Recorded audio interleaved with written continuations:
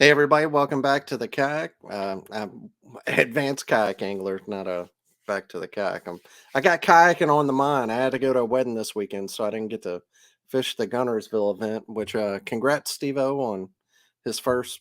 Well, I mean, he did Logan Martin, but his new role as TD for Bass. So sounds like the event went great, and hope everybody had a good weekend. So from that event, my guest is Nick Dyer.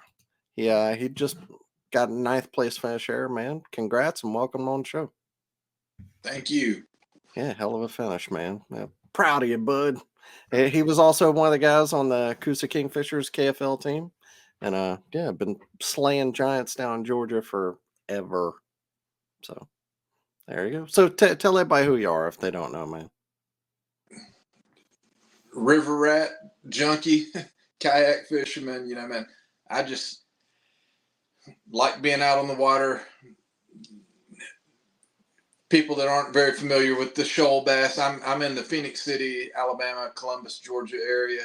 And, of course, shoal bass are native to the Chattahoochee River and certain stretches around me. So I just really, that's kind of what drew me to kayak fishing, and they're known for being aggressive, eating big baits, top water all day long.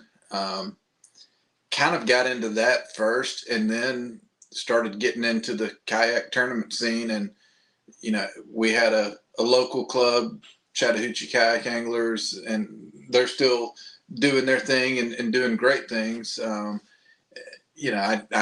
still fish with them every chance I get, and started doing some Peach State events and ended up being on board with Peach State.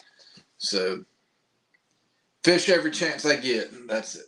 We'll put it that way. And then like to help out with running clubs and putting on good events to get as much going as we can do. Yeah, there you go. The and odd, I don't think I've ever caught a shoal bass. A few times I've been to Seminole and all that. I never targeted them, but at the end of this year, I'm fishing the. I posted some about this earlier. It's the AKAT, and they're fishing at the end of the year with Chattahoochee kayak anglers, I think. And Right. so I'll be down there. So hopefully I'll get to catch one while I'm down there. Yeah. I'm sure if I'll put it this way, plan on staying Sunday, and we can definitely try and get you on one if you don't get on one tournament day. But they are a fun fish. I mean, to me, there's always been a lot of the back and forth on Shoalie versus Smalley and Yeah, everything. And Mollies are mean, but Shoalies, they got a special place to me because they like to be in the right. They're in good kayak water. I mean, you just about a lot of times you need to have a kayak to get to where they like to stay. gotcha. Well, yeah, man, I'm looking forward to it. But so the reason why I have you on today is because you are known and your favorite baits are wake baits. So and that's something I really like. Every now and then I'll pull a big top water or something out of out of the box whenever I'm looking for that big upgrade, or I'm looking for, just like fun fishing. I know I'm around bigs or something.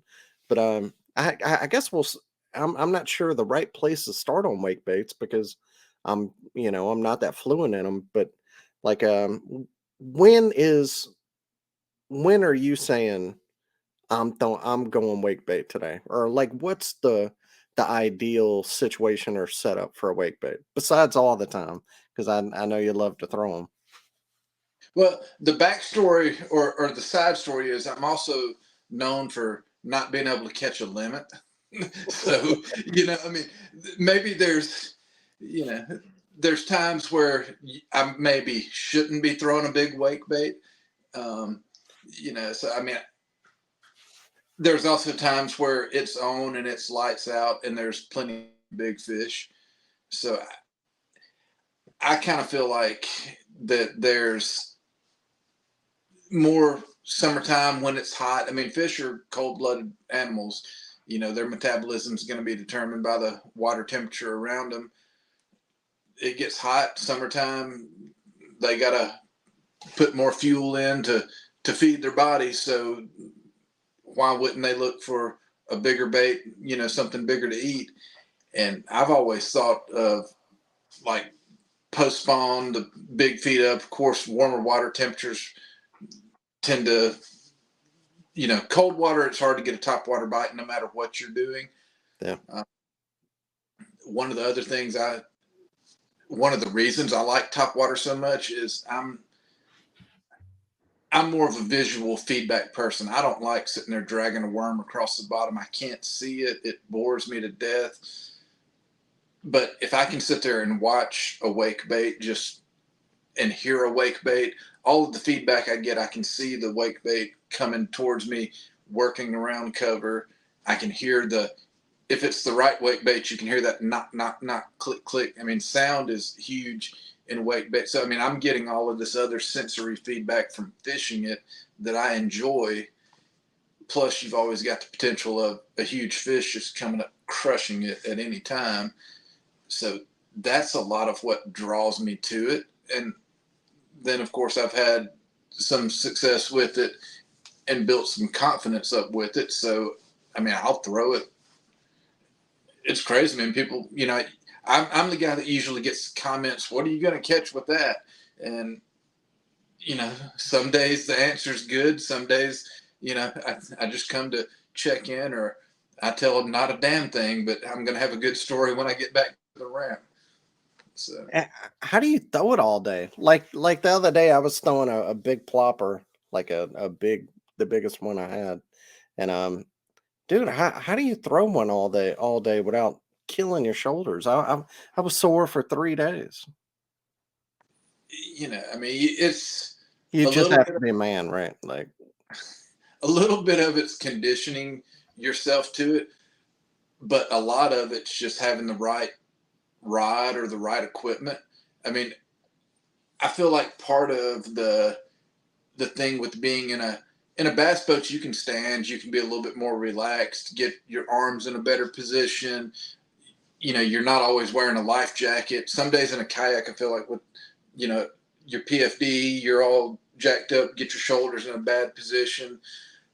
But the right rod, if you get a truly like a dedicated swim bait rod that's balanced a little bit better for throwing some bigger baits, it's not as bad to throw them as you think. Now, that being said, I've got some higher end, some good rods, but I also throw them, like my favorite rod to throw them on is a low end. It's an old rod that I actually played around with and rebuilt, like extended the butt of it and did a wrap on the grip. So when I'm reeling it, I extended this one. When I'm reeling it, I tuck the butt of my rod up under my armpit, and I just, it's comfortable. I sit there and reel it and wait for the rod to load up when a fish rolls on it. So equipment has a lot to do with being able to comfortably throw a wake bait. well, let's go ahead and talk about rod then. Is it like a 8-foot rod? Usually 8 foot's around my sweet spot. Is Yeah, like what are you looking for in a swim bait rod, I guess? Because there's a bunch out there, but I guess I wouldn't necessarily know. Like I can tell you exactly what a shaky head or a jig rod, how I want them to be, but I don't why you know swim bait rod. Why? I mean not swim bait, sorry, wake bait. I'm not feeling 100%. Yeah, my stomach's killing me right now, so I'm sorry. I'm trying to make it through it, but yeah, a wake bait. Like, what kind of rod are you looking for? I mean, most of the wake baits are treble hook baits. A lot of treble hook baits, you want to be more moderate ish type action on a rod. You don't necessarily need to jack a big hook set on a fish. So, I mean, like I said, my favorite rod that I throw them on, it's actually one of the bigger problems or difficulties I have with the wake bait is getting too excited, catch a few fish, and next thing you know, you're over cranking, you're blowing everything out.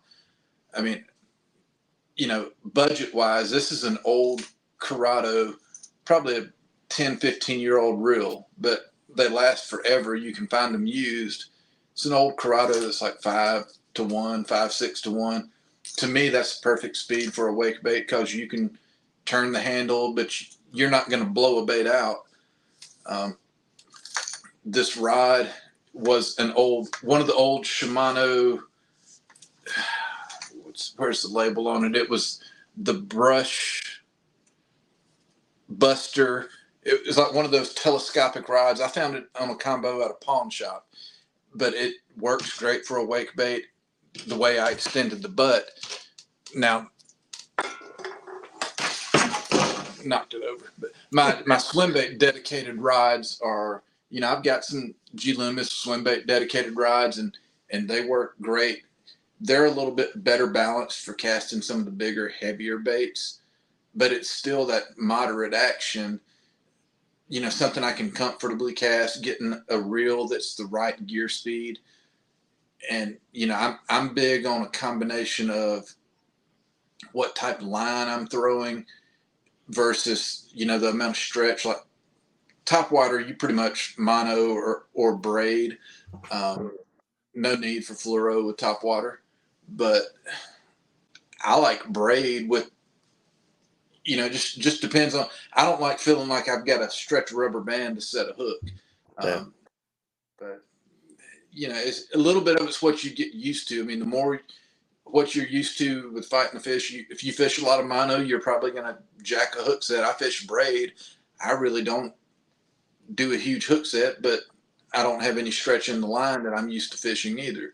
So I just try and pick something, get used to it, and stay consistent. So you throw pretty much all braid? Across the board, I'm all braid.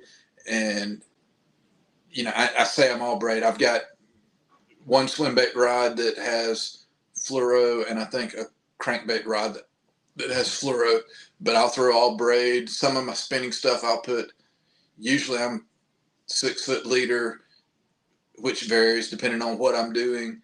And varies a little bit lengthwise. My leader is based off of my rod length, and then the whatever technique I'm doing as far as the weight pound test. So, I mean, I'm just not, to me, braids cast so much better, line management on my reels. I mean, it just, once you get used to it, there's areas where different lines excel in certain areas, but I just adjusted in my leader and pretty much spool all my reels with braid. So what size braid are you using for your wake baits? 50? But step back on All right.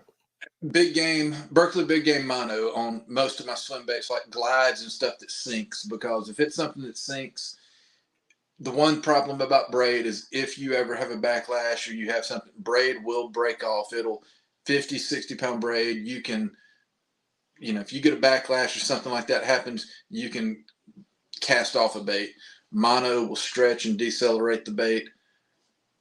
Back to my wake baits, they're all top water. So, I mean, if you have a mistake, mess up, cast one off, if you're not from the bank, it's going to be floating out there. You can go get it. And to me, the properties of braid as far as hook set and being able to feel the fish and you can feel the difference if you're cranking it and you bump into a stump or a blow down versus fish.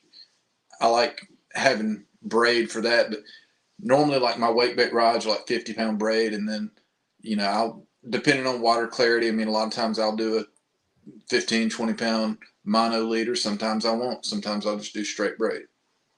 Gotcha. So we got the rod, we got the reel.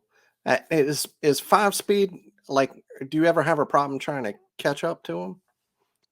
If I'm in current, sometimes I like a little bit faster.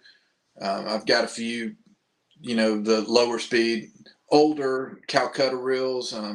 Got the Corrado, but I do have like some of the 13 fishing, the A3, which is a good swim bait reel. So 8-to-1. So, I mean, I've got some faster reels, but really with wake baits, I mean, my problem is more getting excited and not, turning the handle too much. So having that slower reel to me helps me slow down that wake bait. But it's all relative with, adjust your gear speed, adjust your crank into how you're wanting to present the bait. Is there a certain hook set that you're trying to do?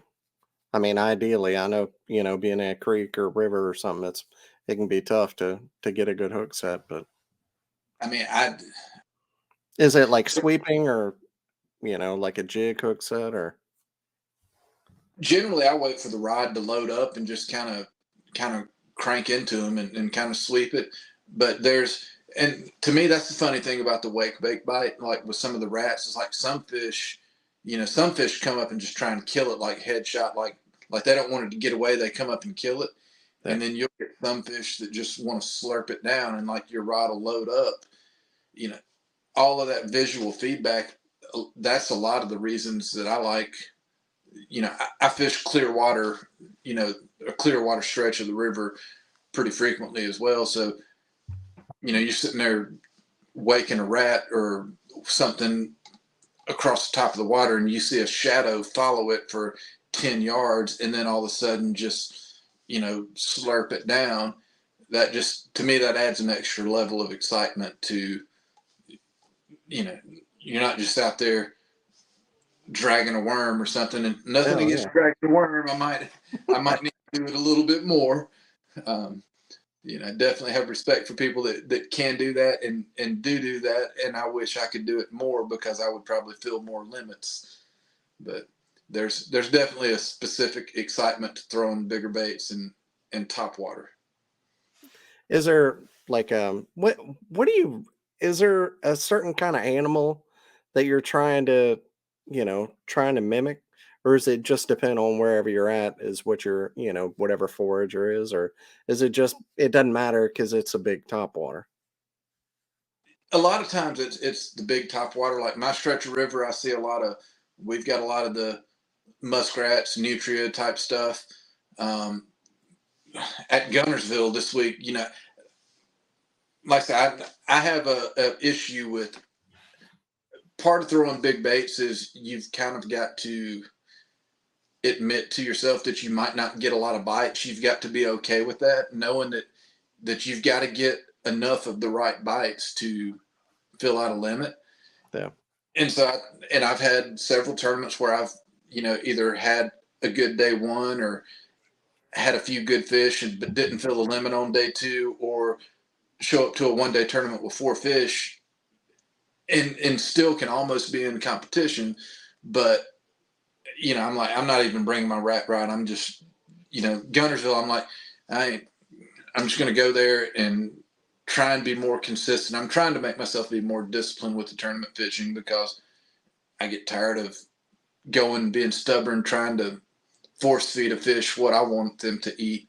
So I show up there and I'm like, I left my rat rod in the garage at the house. I'm like, I had a rat tied on. I always carry one with me because it's not fishing if I don't have one with me. First thing I see when I pull out of the ramp, I see a mink, rat, something swimming down a riprap stretch. And I'm like, oh, dear God, I left it at the house. I'm like, I mean, Of all the days, yeah. I mean, rats are a huge, to me, wake bait. Your Spro 50s, the gateway drug. I mean, I don't I don't like the 30, the 40, the smaller ones that they do, but that also may be a reason why I'm used to fishing for a few bites. You may get more bites still in the smaller ones, but a little bit of it setting your expectations, man. I'm okay. I'm kind of a blend of wanting to fish for big fish, but then my tournament thing goes in. Tournaments, you want to get more bites. Yeah. I'm okay with going out and fishing for 1 or 2 bites, and sometimes I just forget to remind myself this is a tournament. You better get 5 bites.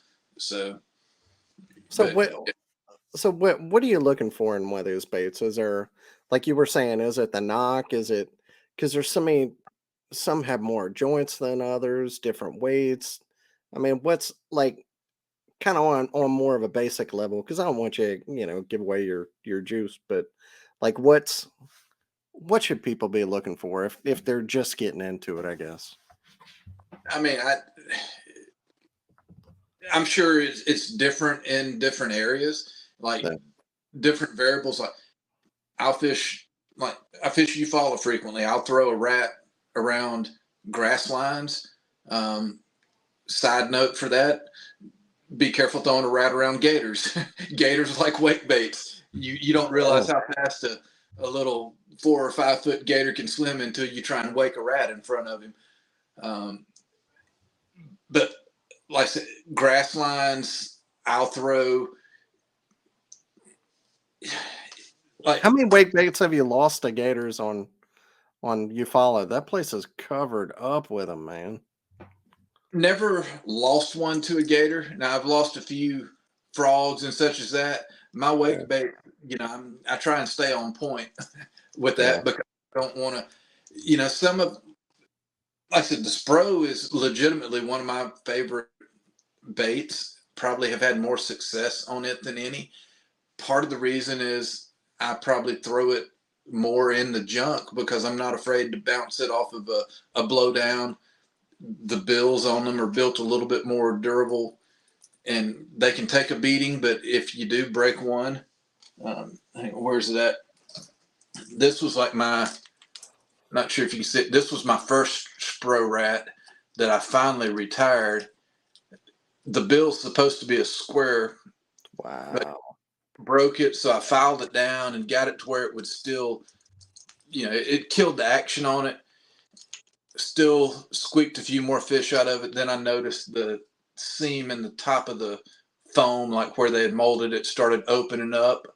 I shot some super glue down in it. It opened back up again. And finally, I just retired it. And it's, got the hook rash is one thing, but when you've got like grooves cut in the side of your bait, it's earned its money. So it's got a special place on my little bait wall.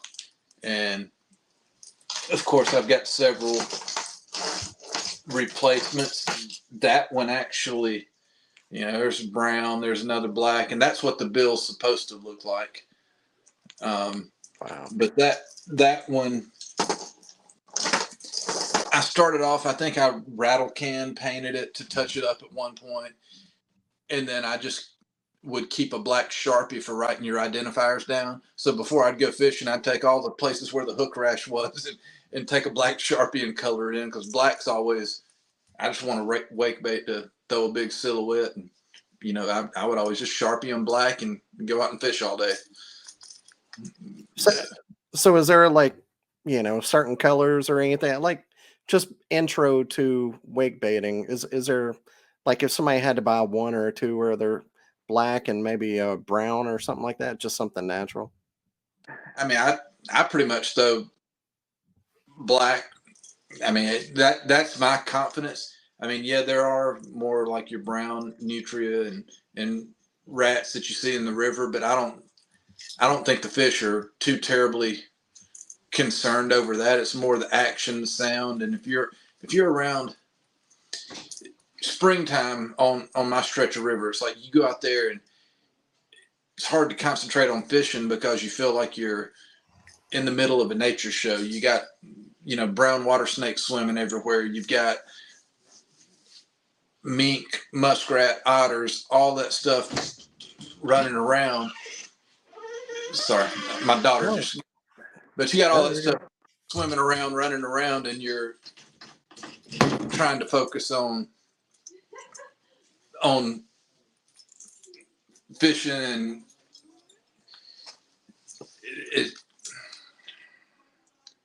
and let me get back on track here. Yeah, there's so much stuff going on. Yeah.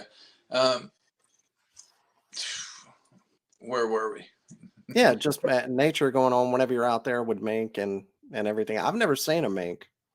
Yeah, I mean, I've seen chipmunk swimming, come in the banks. I mean, I just, part of fishing for me is, man, just enjoying being out there on the water. Yeah. But I also observe, I mean, those fish are opportunistic. I mean, if a chipmunk jumps in the water and a bass is sitting there, I mean, that's a snack, and that being said, I mean, that's a chipmunk pattern. That's a 3-piece. That's a Z-Rat. Wow. I mean, he does great looking paint jobs. I mean, I just, open water grass lines. This right here is the Johnny Rat. The wood rats, to me, I like because they're a lot more buoyant. Wood wants to float better than a lot of your resins. So with the wood, you can burn this rat and it's gonna stay waking. Some of your resin rats, you want to burn them, they're gonna sink more. So they'll almost turn into a crank down. But I mean, this one right here, I don't know how well that's coming through the Yeah, oh, camera, yeah. but man, I mean, I'll sit there and reel that. And I mean, there's times where I just, you just sit there and listen to the knock and kind of tune everything else out. I mean, there's definitely some hype baits that are out there, but there's also baits that just get bit and get the job done. Spro Rat, the Johnny Rat. You get into some of your, like the MS Slammer. A lot of you guys that throw the big baits, I mean, this is known as one of the gateway drugs. This used to be a lot more like, this is a 7-inch slammer, which is like a shad profile. The mini slammer has like just a straight worm tail. And then you got the 9-inch slammer. I mean, they're just known in the big bait community as, they're reasonably priced, but they produce. They work. Who makes that one? Is that Depths? Mike Shaw. That's Mike Shaw. MS Slammer. He's got a website. I think the website says he still takes custom orders. I'd picked a few up off of some of the swim bait forums and have success with them. Had, and like I said, still do. They're one of the ones that's kind of like the Spro Rat. It's a gateway drug because they're reasonably priced, but they're getting harder to find because a little bit of it may be making sure to look in the right place and being in the right circles. I mean, they're still definitely out there. Another, like some of the shad pattern evergreen, these are more JDM. You can get these on eBay, but a lot of them ship out of Japan. But it's Evergreen International. This is the bigger one. It's a wood wake bait shad pattern. Is that a swim bait at the end? It's not like a soft plastic that'll tear off. I mean, they're durable, okay. But this one right here, it's got a good knock. The smaller one, this one's a plastic. I say it's a plastic. It's at least got some plastic in the joint. They got the smaller profile and the larger, but that's the Evergreen Timber Flash. The bigger one, I haven't thrown it as much. The smaller ones I like and am a lot more confident in going out and getting bit. But there are days that I'll throw the big one, just go out there and throw it just all day long. I'm okay with going out there and spending 8-10 hours just looking for one bite. You got your crawlers, the depths crawler. I love that. That's a better night bite bait. Just because the amount of splash and the amount of commotion it causes, I think can almost be too much during the day. But at nighttime, that'll draw them in. Is there like a certain, like what's the best day you've ever had out there with it? Best day? Yeah, I mean, what's like a memorable day that you've had just throwing a wake bait? I mean, I've had several days going out there, and like I said, catching shoalies is a lot of the water I fish. But I mean, I've had a few days out there fun fishing that were 100-inch plus days.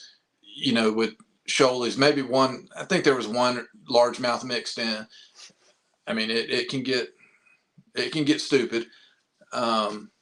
We had a tournament last year with Peach State, our club that I fish, and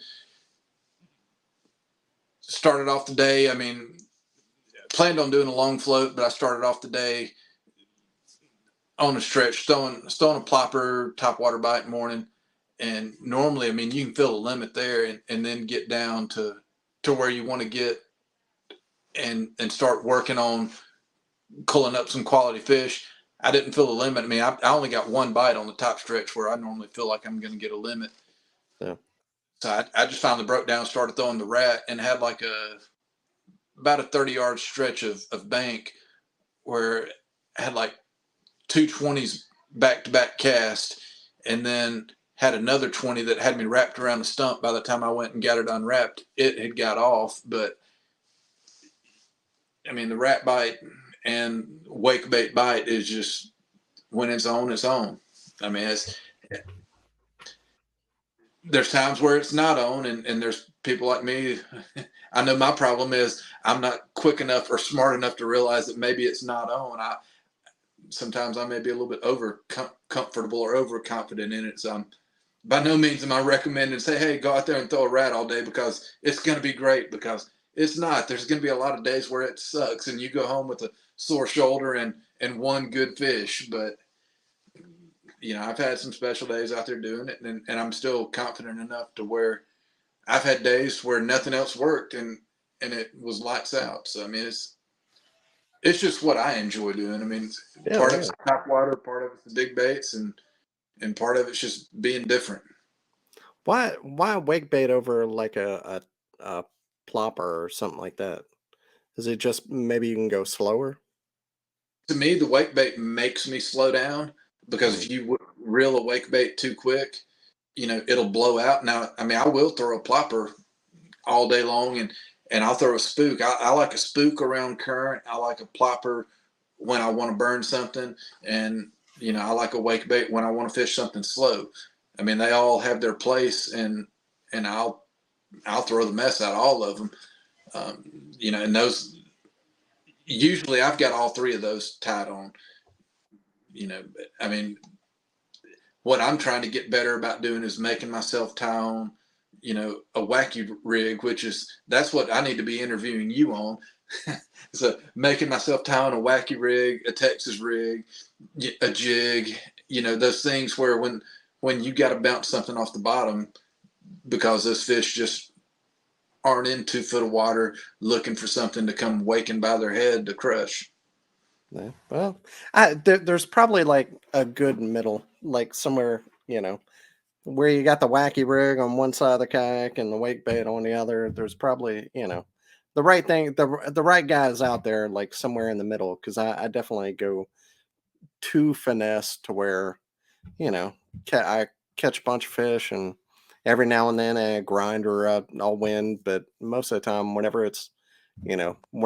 it takes a big bag, I'm usually not the guy. So But and that's what I'm really trying to work on and be more disciplined, I guess, is, you know, I enjoy going out there and fishing how I want to fish. no, But then, you know, part of what I've enjoyed about, you know, hanging around you, Lance, Joe, Jordan, you know, Chuck, Coley, all of our guys, we've all got our strengths. We've all, you know, learning from each other. I've always been a guy, if the bite's lights out, I feel like I can go get 5 big bites and put up like a stupid bag. But no, if the bite's tough, you know, it's like, I probably have had as many tournaments where I did not post a limit as, maybe not quite that bad, but I mean, it gets borderline close to where I'm 50-50 on whether or not I'm going to get a limit. But if I get a limit, I'm probably going to get a check. You know, at least that's how I feel a lot of the time. no. So, you know, I'm And, trying. and, and I think a lot of times, especially on national events, that's probably the right strategy to have. Like, unless, let's say you're fishing Bassmaster and you're dedicated to fishing every event, you're going for Angler of the Year or something like that, but you're probably better off just throwing big baits and just going for the win every time. Well, yeah, but I mean, there is that balance. So I mean, there's Yeah. guys that, like, the jackhammer's become a staple because it's just so versatile. It can work in any conditions.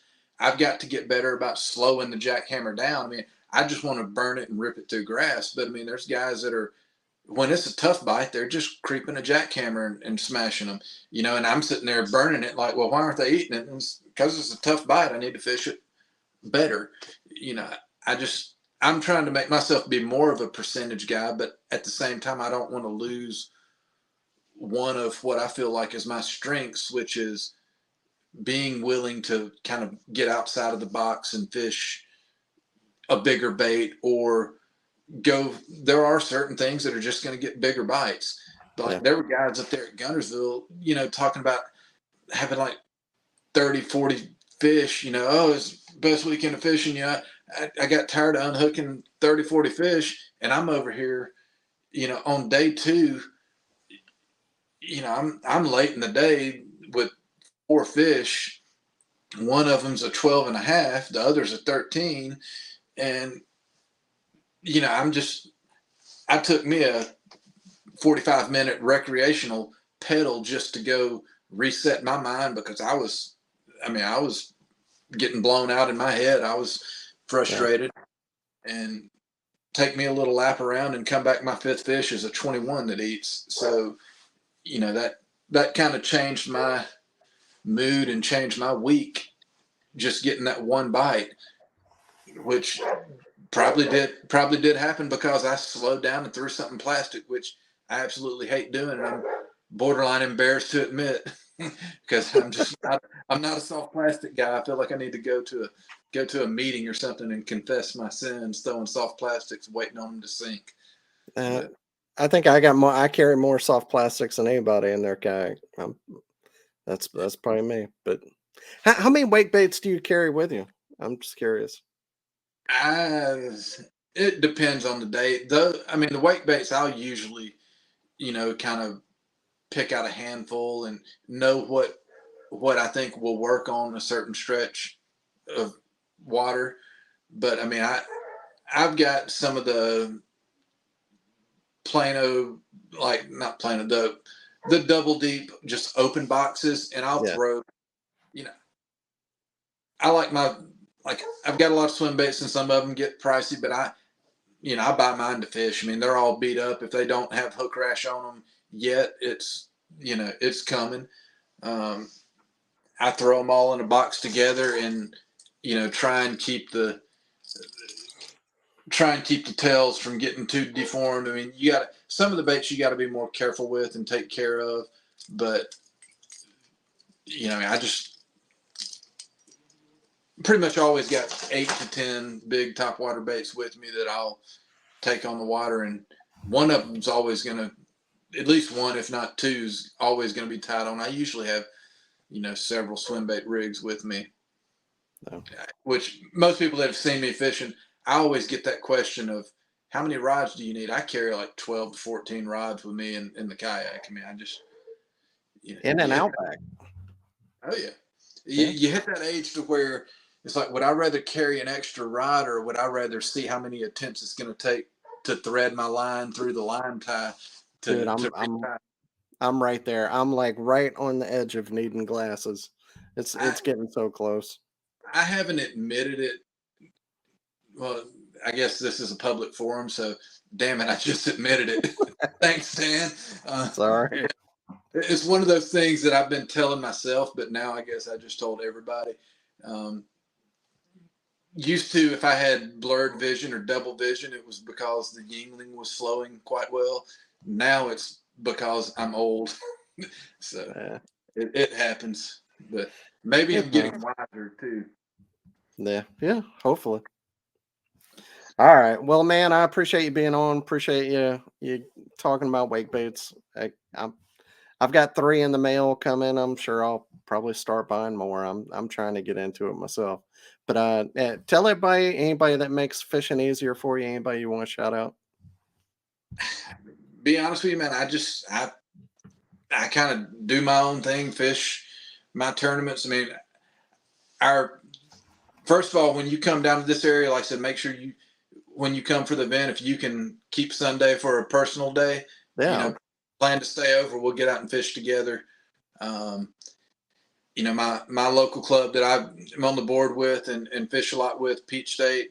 All of those guys, definitely make me a better angler, because knowing that I've got to compete against our group, it's we've got some guys that are just straight up hammers. So I mean, that surrounding yourself with the right people is definitely what it takes to make you a better angler. I always like fishing against the best anglers I can find, and our Cooster Kingfishers group, hang around the right people, and the right things happen, makes you a better person and a better angler. So I mean, that's a big part of what I've enjoyed so much about our friendship and our group of friends that we like to travel with. So Yeah. thank you guys for that, for making me a better angler and trying to make me a better person. We all have our days. Me too. And people can say whatever they want to about KFL, but man, I don't even know how much I learned from you, from everybody. Like you just being around people that fish differently and learning like exactly, I've said this before, exactly what they were throwing on the same day you were throwing something different and saying, "Oh, well, I didn't think about that. Why didn't I think about that?" And he was. But yeah, I mean, it 100% it made me a better angler, and and I had a great time. So, whatever about the KFL, sad it's gone, but those two things are, the two big takeaways for me at least. So It's awesome. Like I said, fishing's such an individual, and it can be a dog eat dog world. It doesn't need to be, but it can be. We yeah. all have our crews and our cliques, but to have that team aspect to fishing, and friends, that you can fun fish with and have a good time. Now, I am a firm believer, and I am a fan of we are all competing against each other. Oh yeah, yeah. It's not a team event, but it is you know, hanging around the right people makes life a lot more enjoyable in anything you do, but it also does that in fishing as well. I mean, being able to compete, but it competition's one thing, but friendship's another, and being around the right people, like I said, is definitely a big boost. That's right. All right, man. I appreciate you being on, and thank y'all for listening. And we'll see y'all again next week. I Take it easy. appreciate you having me.